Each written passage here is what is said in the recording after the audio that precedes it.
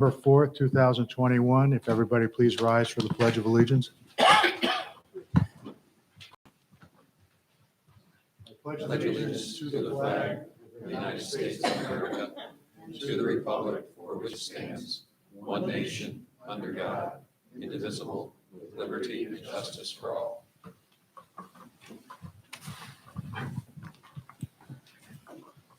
Okay, our agenda this evening, as it's been posted on the town website and the town board, is as follows. Number one, Froyo, special use permit. Applicant seeks a special use permit for an online sale of firearms, selling from brick and mortar distributors directly to the customers on property located at 502 Pine Woods Avenue.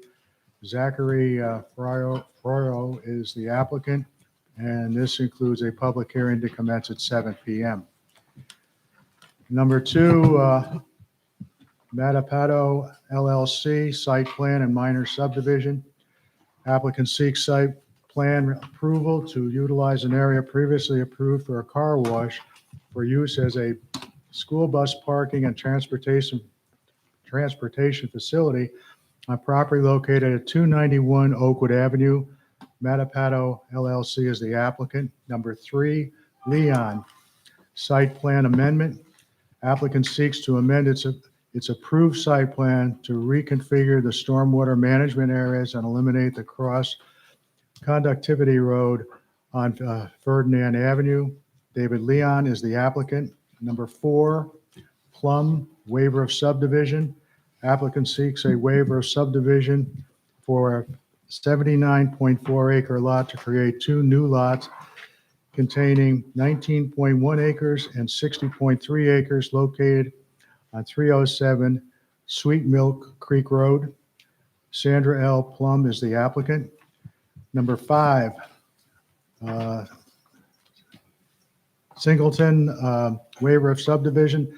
Applicant seeks a waiver of subdivision to complete mutual property exchanges of 5,700 square feet located at 11 Checkerberry Lane and 40 Coalhammer Avenue. Michael Singleton is the applicant. We also have two items on the agenda for new business.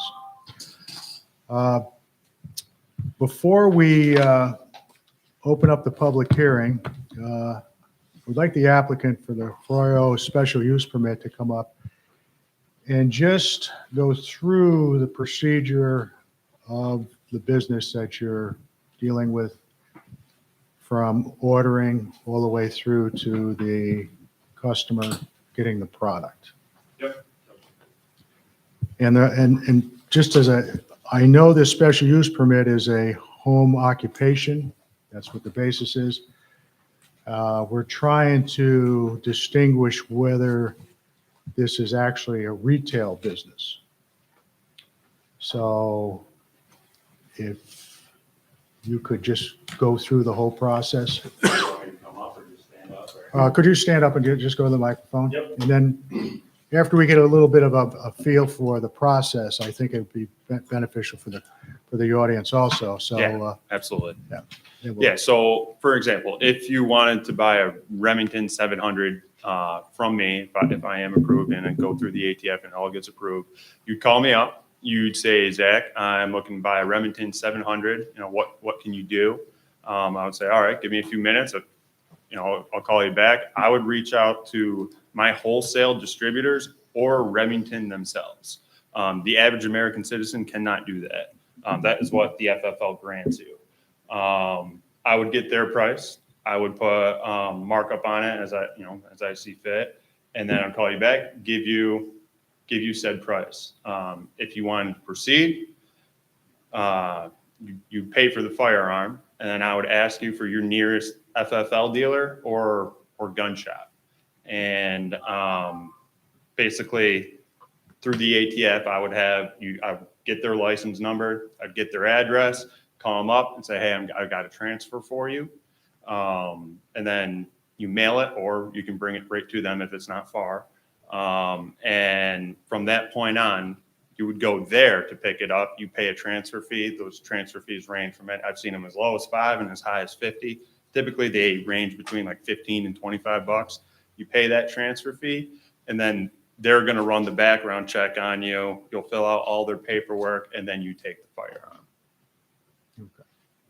So, do you get involved with sales tax on that, or is Yes, absolutely. that? Okay. Yep. So you're not paying them, the FFL dealer that you take it from, you're not taking anything, you're not paying them anything other than the transfer fee.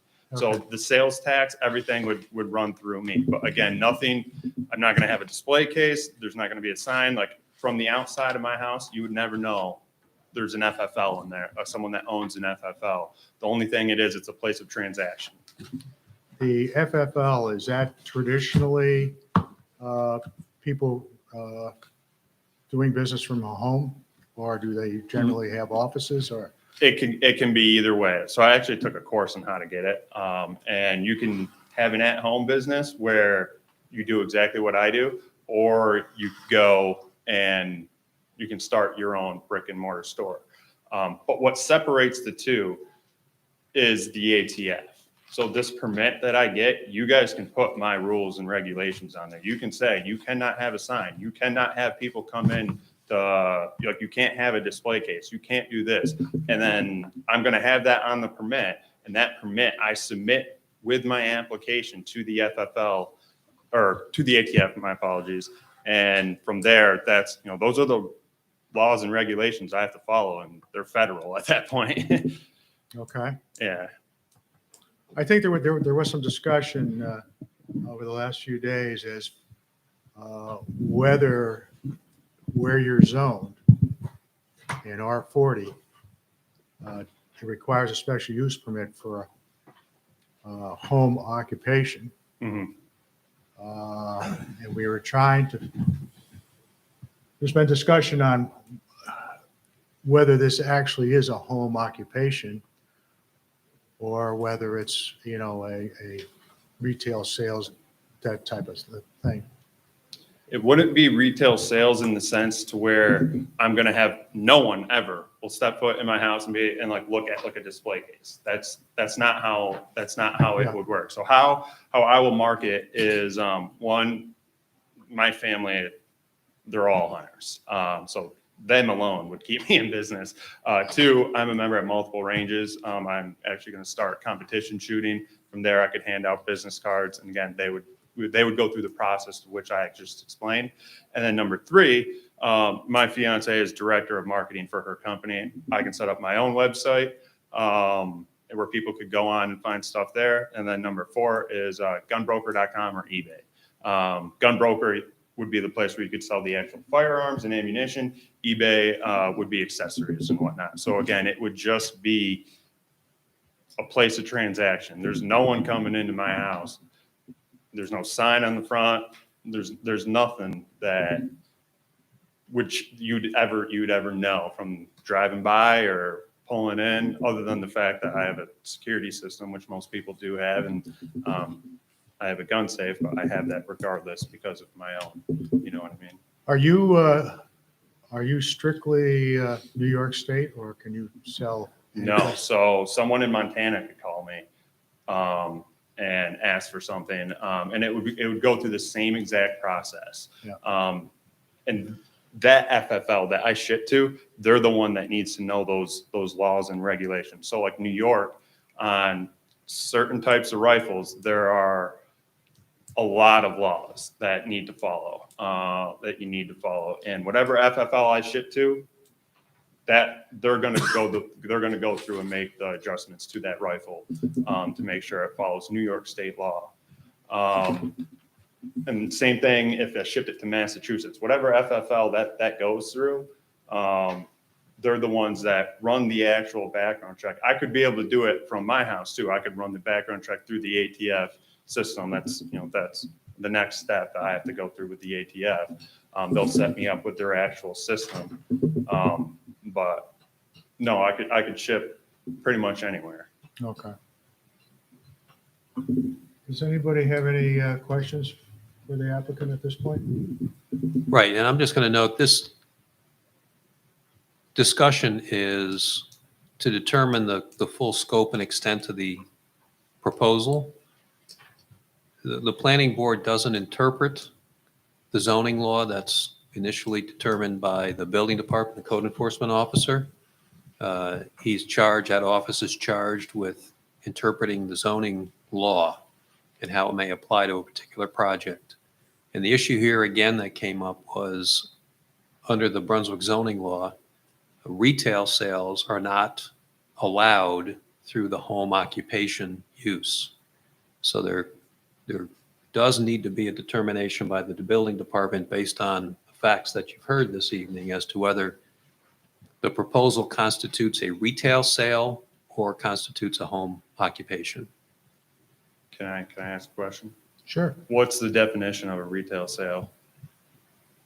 Well, the building department would review that. The term retail sale is not defined in the Brunswick zoning law. Retail establishment is. That is defined in the zoning law. I got you. Yep. Thank you. Let me ask one question. Yep. No, I'm going to ask it to. Oh. If he was a food broker, basically brokered food throughout the country, had several distributors and so forth and so on, would that classify as a home occupation? I'm just using it as an And example. I'm not going to avoid your question, but I'm going to avoid your question because, again, we sit here as the planning board, Mhm. and it's not within the jurisdiction of the planning board to interpret what the zoning law means. Mhm. That's initially determined by the building department, and based on that determination, either the project proceeds for review in front of the board, Mhm. and I counsel the board on site plan, subdivision, special use permit review. All right, Um, and I retract the question. Well, or if the building department determines that it's not an allowable use, then an applicant has remedies. Okay. What are the said remedies? Well, they include, if you disagree with the building department's determination, you can appeal that. And then the zoning board of appeals reviews it. Gotcha. The zoning board of appeals sits as an appeals board to determine, they sit in the shoes then of the code enforcement officer to determine whether that interpretation was correct. Gotcha. Alternatively, you could say, fine, I agree with you. I'd like to pursue a use variance and still go to the zoning board and say, I'd like an approval to conduct a use that's not otherwise allowable in that district, and here's why. And then Gotcha. it would be a use variance. So there are some remedies. Gotcha. Thank you. Okay. I have a question. As regards the definition of a retail establishment, does this involve signage, parking? You know where I'm going. Don, your question is best directed to the building department. That is correct. Yeah. For retail establishment, yes, it does include parking and hours of operation, the whole 9 yards for retail. Well, this gentleman is saying he's got no sign, he's got no people coming to his house, so there is no parking. I mean, it's, Well, we're it like, seems like we have some room here. well, we're Again, not, I'm going to we're counsel not here the to board. determine, we're Yeah, not here to it- determine that. The board does not have the jurisdiction to make that interpretation. I've heard your opinion, Don, but really this is within the discretion and interpretation of the building department. I Okay, believe when I first started this process, that was the exact, what you just said was what I was given for a retail definition too. When Chuck and I had first started. This is not normally how we start a public hearing, but there seemed to be some confusion as to exactly the process that would. Yeah. Just uh, any other questions, I'll gladly yeah. answer them. Well, what I'm going to do is I'm going to open up the public hearing. Okay. All right?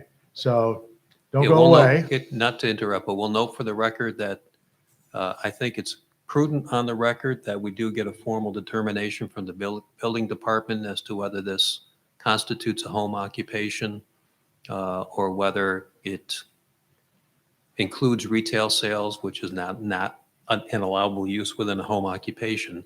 Just note that clearly the public hearing's been noticed, that can be opened, but I would counsel the board not to move forward and make a determination until we get that initial interpretation from the building department. All right.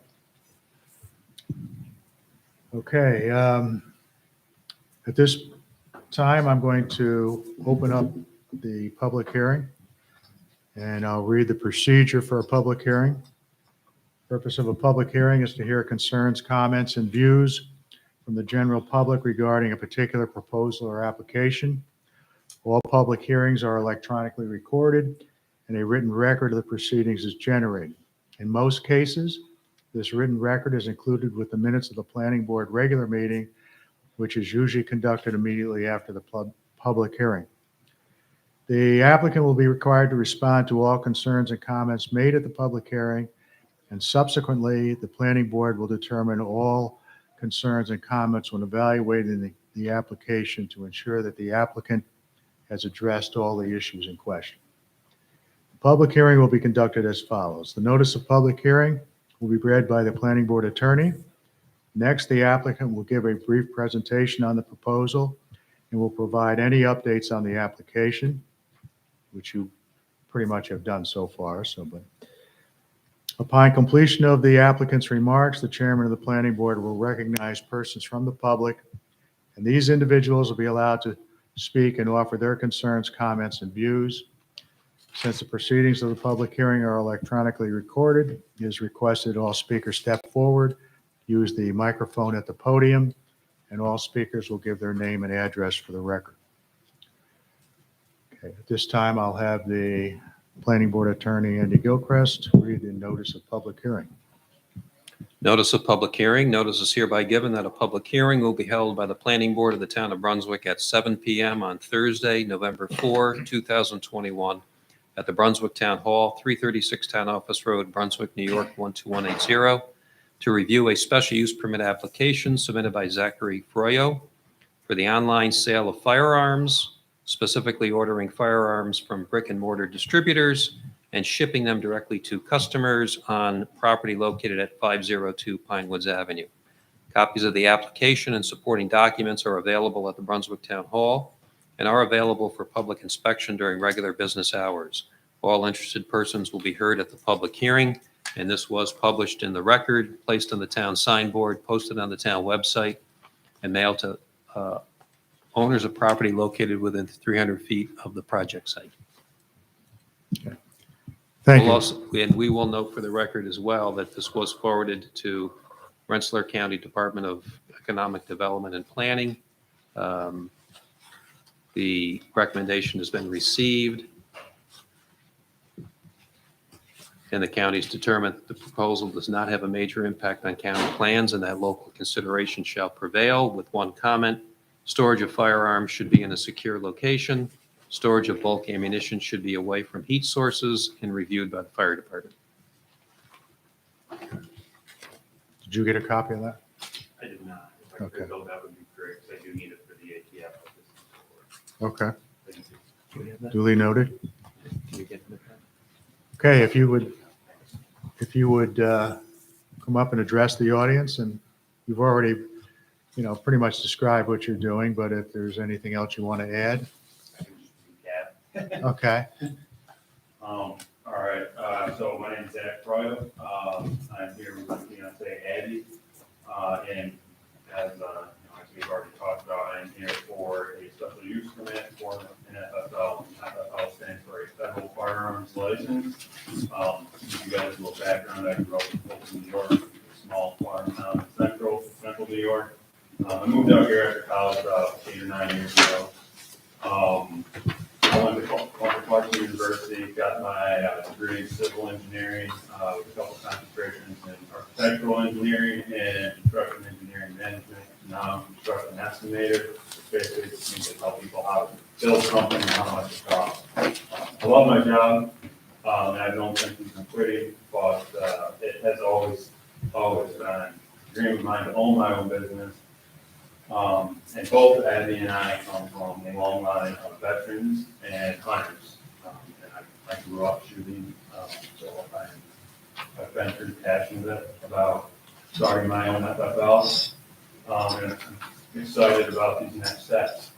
Hopefully making like I said, an FFL is a federal firearms license, which is the license to buy and sell firearms, ammunition, and accessories. So like optics, scopes, bipods, lasers, range pads, literally anything that you find at a local gun store or like Field and Stream, Dick's Sporting Goods, something like that.